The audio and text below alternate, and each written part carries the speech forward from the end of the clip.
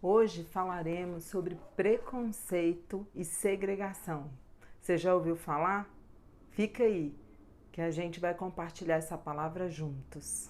Você já ouviu falar da palavra segregação? Segregação tem a ver com separação. Preconceito, por exemplo. Eu só saio com pessoas da mesma raça, eu só saio com pessoas da mesma cor, da mesma religião.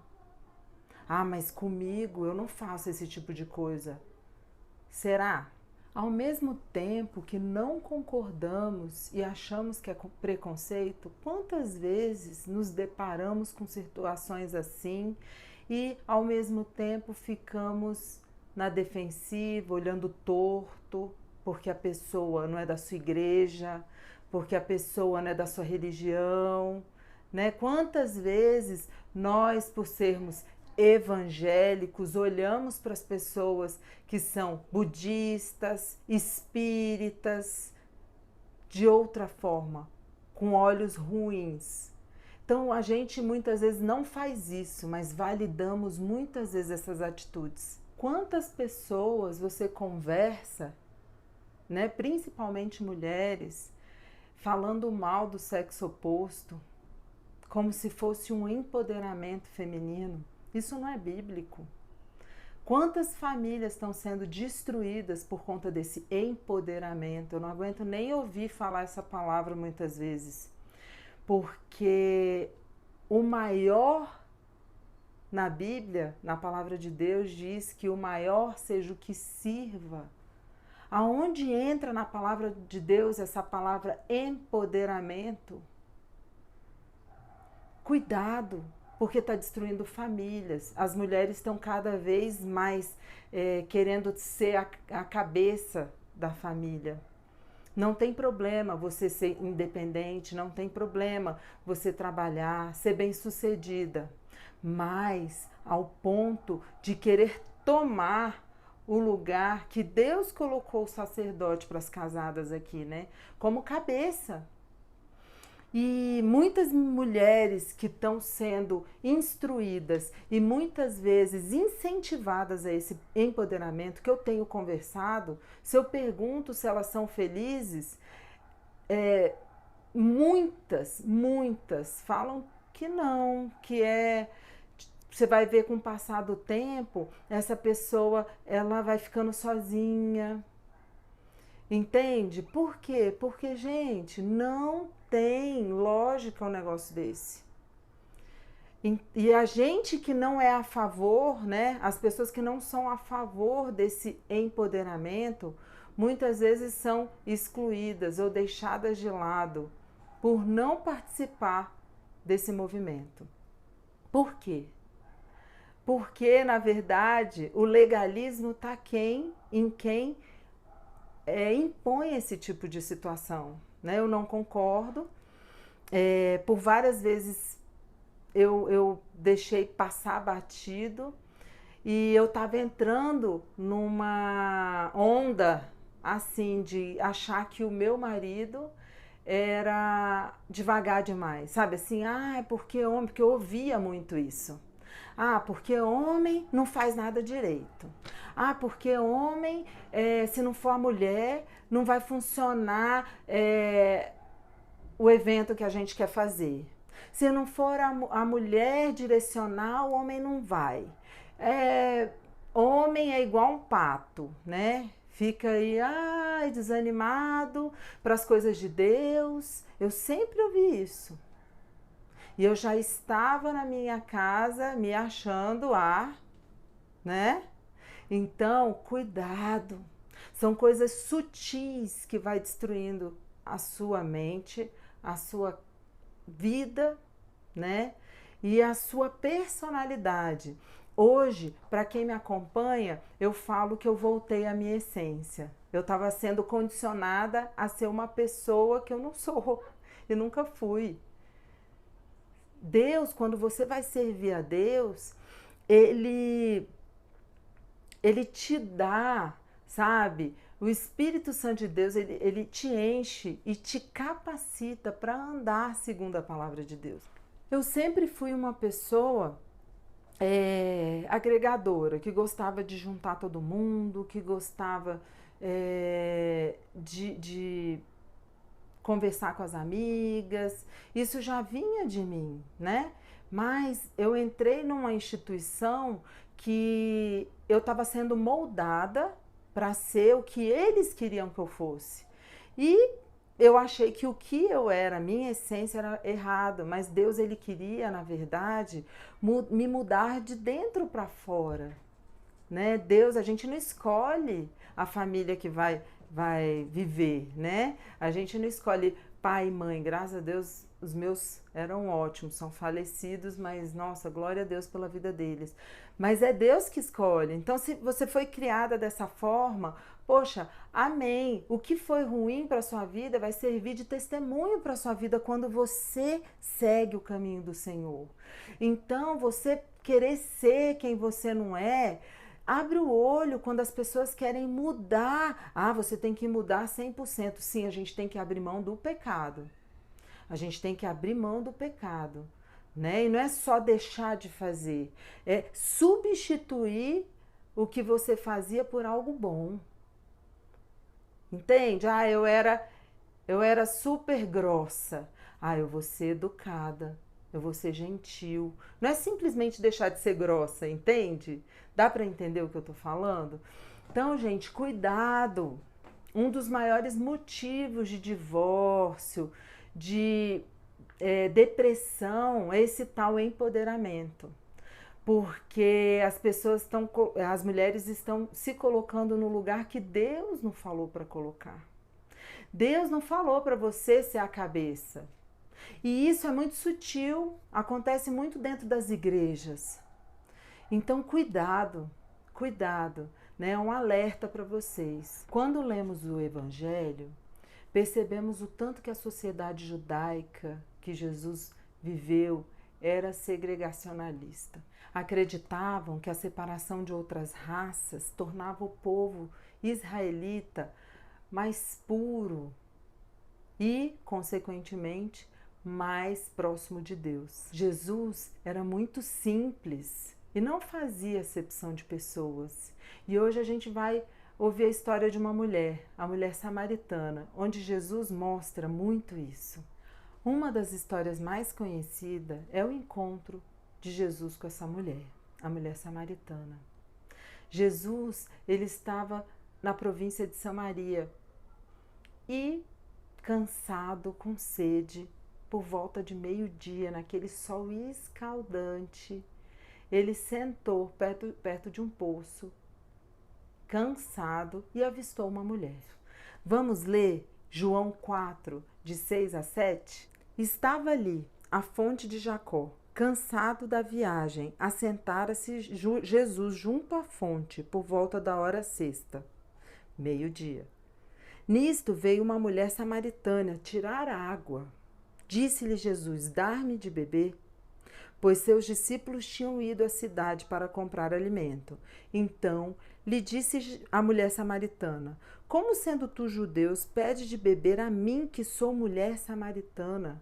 Porque os judeus não se dão com os samaritanos. Replicou-lhe Jesus: se conheceras o dom de Deus, a quem é que te pede, dá-me de beber, tu lhe pedirias, e ele te daria água viva. Só nessa passagem, nós vemos duas diferenças entre Jesus e essa mulher: a religião e o gênero. Por quê? Os samaritanos não se davam com os judeus. Naquela época, não era comum uma mulher conversar com um homem, principalmente uma mulher de outra religião. Mas Jesus rompeu essa barreira. Aquela mulher teve a oportunidade de ter um encontro com Jesus, mesmo sendo de outra religião. Vamos ler João 4, 27? Neste ponto, chegaram seus discípulos e se admiraram de que estivesse falando com uma mulher. Todavia, nenhum lhe disse: que perguntas ou por que falas com ela? Aqui, nesse ponto, a gente vê a segregação que tinham os judeus. Mas a autoridade de Jesus rompeu tudo isso, ao ponto deles nem falarem nada, eles não sentiram de falar nada. Aquele encontro não transformou somente a vida daquela mulher, mas de toda aquela província, de toda aquela cidade. Esta revelação precisa entrar nos nossos corações, porque Jesus, ele não faz acepção de pessoas. Ele não veio para salvar só os evangélicos. Ele veio para salvar os católicos, os budistas, os kardecistas, mesmo sendo pecadores. Se não nos humilharmos na presença de Deus, aceitarmos Jesus como nosso Senhor e Salvador, aquele que morreu pelos nossos pecados, se a gente não for humilde e reconhecer e aceitar Jesus na nossa vida, não seremos salvos, independente de religião, porque Jesus está vivo, ele ressuscitou e ele não faz acepção de pessoas. Entenda uma coisa, tem muita gente dentro da igreja perdendo a salvação. Meu marido falou para mim assim, eu preciso sair do ambiente que eu tô, porque a minha salvação está em jogo. Eu não posso compactuar com o que eu estou percebendo e vendo. Acendeu um alerta em mim, porque eu pensei, poxa, se a salvação está em jogo é porque o negócio está sério. Não negocie para agradar ninguém a salvação. Não perca a salvação. Sabe por quê? Porque só vai ser você e Deus. Quando a corda aperta, é você e Deus. Quando você sai de onde você está, é você e Deus. Se as pessoas estão sendo suas amigas só se você fizer o que querem, se você precisa disso, vigia. Deus não está nesse negócio. Eu acredito que vai ter muito evangélico indo para o inferno, muito católico, budista, espírita indo para o céu. A igreja está corrompida. Sabe, irmãos, o diabo, ele é sujo, ele entra, sabe, em situações que você nem imagina. Sabe o que está destruindo as igrejas hoje em dia? Depois eu vou fazer uma pregação só sobre esse tema. O que está destruindo as igrejas não é pornografia, prostituição, adultério. Não é isso. Sabe o que está destruindo as igrejas? A maledicência. É pecado. Gente, pega um tempo e vai estudar na Bíblia. O que Deus fala sobre maledicência? Então vigia, se as pessoas ao seu redor ficam falando mal dos outros, se as pessoas ao seu redor, independente se é verdade ou não, vigia, porque é pecado. Quem você está seguindo? Jesus ou os homens? Lembra que a salvação é individual? No momento certo, quem vai prestar conta a Deus é você. Não é o seu pastor, não é seu amigo, não é seu irmão, não é sua mãe. É você. Deus está te chamando à intimidade. Leia a palavra de Deus. O povo está se satisfazendo de ouvir o homem. Mas ouça Deus. Abra a Bíblia, ora. Deus vai falar com você. Leia, tem dúvida, vai lá. Abra a palavra. Veja esses significados.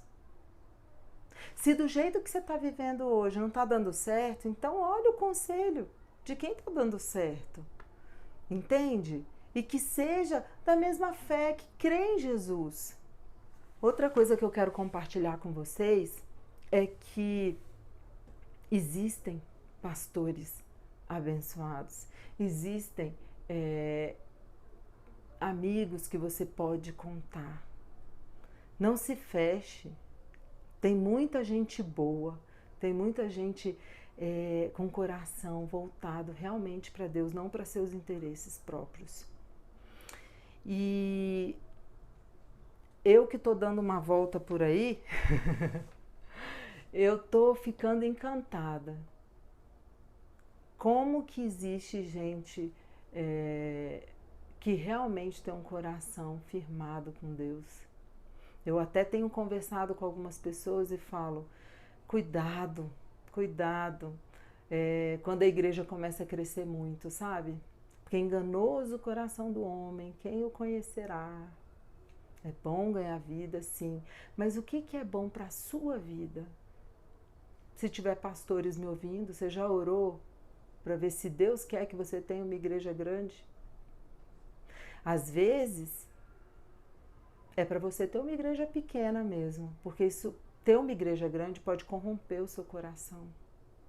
Então coloca na presença de Deus, porque eu vejo muitos pastores, quero ganhar vidas, quero encher a igreja tem que crescer, nenhuma outra igreja presta, só a minha, nananã. Gente, hoje faz outro sentido, chega, dói o ouvido ouvir isso, falar isso. Né? Nenhuma igreja presta, só a nossa, cuidado. De repente, você está orando para que a sua igreja cresça, mas você orou para ver se a sua igreja crescendo vai ser bom para você como pastor? Peça para Deus guardar o seu coração. Porque a gente começa a crescer a igreja, beleza, a gente tem que ganhar vidas, mas às vezes a vontade de Deus para a sua vida é que tenha uma igreja menor e faça a obra de Deus, a obra de Deus com excelência. Sem perder, né, a essência com Deus, entende? Que eu vejo pessoas perdendo essa essência, obstinada ao crescimento. Vigia. Você pode perder a sua salvação. Você pode, em vez de estar abençoando, você pode estar amaldiçoando a quem Deus não amaldiçoou. Olha que sério isso. Não ache que você merece encontrar-se com Jesus. Nós não merecemos. O mérito é de Deus, é pela graça que Ele promove a remissão dos nossos pecados por meio de Jesus. Por meio de Jesus, Ele quebra toda segregação, toda barreira. É por Jesus. Presta atenção. A sua gratidão é voltada a Deus, não ao homem. Deus iria usar o homem. Se Ele tem uma promessa para a sua vida, porque casei fulano, porque não engravidava, conseguiu engravidar porque eu orei. Que você orou o quê, pastor? Ou pastora? Você orou, parabéns. Mas quem fez foi você ou foi Deus? Toda a honra e toda a glória pertence ao nosso Deus, não é a você. Ninguém deve gratidão. É bonito falar assim, olha, obrigada por ter orado.